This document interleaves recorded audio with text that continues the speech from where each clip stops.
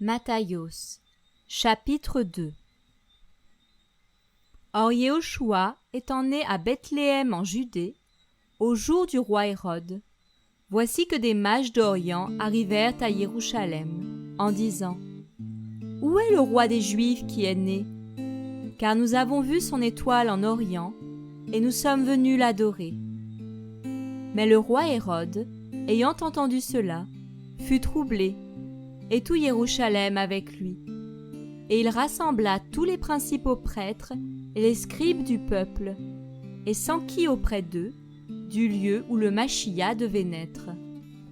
Et ils lui dirent : À Bethléem en Judée, car voici ce qui a été écrit par le moyen du prophète.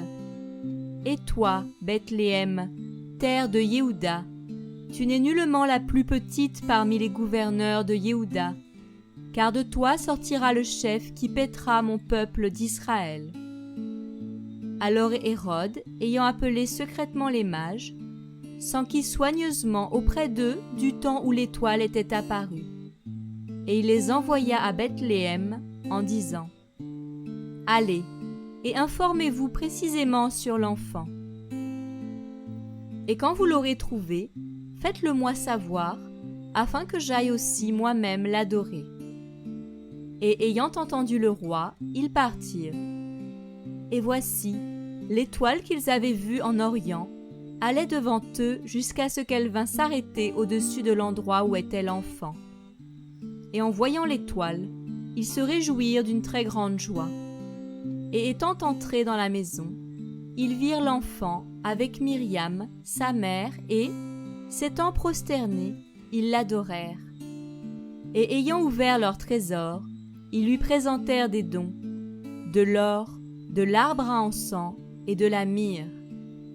Et ayant été divinement avertis en rêve de ne pas retourner vers Hérode, ils se retirèrent dans leur pays par un autre chemin. Mais après leur départ, voici qu'un ange du Seigneur apparaît en rêve à Yoseph et lui dit : Réveille-toi, prends l'enfant et sa mère, fuis en Égypte et demeure là jusqu'à ce que je te le dise, car Hérode est sur le point de chercher le petit enfant pour le détruire. Et s'étant réveillé, il prit de nuit l'enfant et sa mère, et il se retira en Égypte. Et il fut là jusqu'au décès d'Hérode, afin que fût accompli ce que le Seigneur avait annoncé par le moyen du prophète, disant : J'ai appelé mon fils hors d'Égypte. Alors Hérode, voyant que les mages s'étaient moqués de lui, se mit dans une grande colère, et il envoya tuer tous les enfants qui étaient à Bethléem et dans tout son territoire, depuis l'âge de 2 ans et au-dessous, selon le temps dont il s'était exactement enquis auprès des mages. Alors fut accompli ce qui avait été annoncé par Yirmeya le prophète, en disant : Une voix a été entendue à Rama, des lamentations, des plaintes et des grands gémissements. Rachel pleure ses enfants, et n'a pas voulu être consolée, parce qu'ils ne sont plus.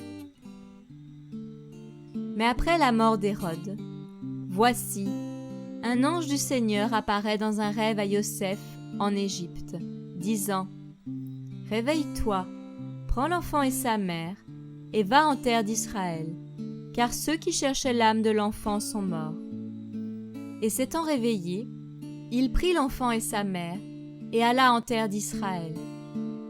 Mais, entendant qu'Archélaüs règne en Judée à la place d'Hérode, son père, il craignit d'y aller, et étant divinement averti dans un rêve, il se retira dans le territoire de la Galilée, et vint habiter dans la ville appelée Nazareth, afin que fût accompli ce qui avait été dit par le moyen des prophètes : il sera appelé Nazaréen.